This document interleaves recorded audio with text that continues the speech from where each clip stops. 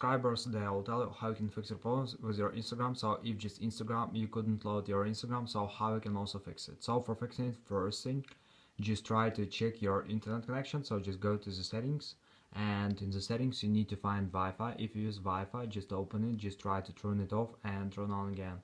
So another thing you can try, if you use cellular data, just open cellular data, just try to turn it off and turn on again. So after, you can try to restart your phone, so just go to the general, just scroll down, just tap on shutdown, slide to power off, wait for a second, and just power on your phone again. So just simple restart your phone. And if you still have the error, so you can also just try to update your app. So just go to App Store, just go to search tab, in search tab just write here Instagram.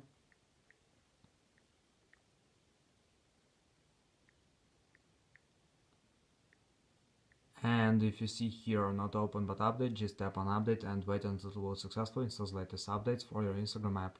So thanks for watching, have a nice day, subscribe to my channel, click like, and bye.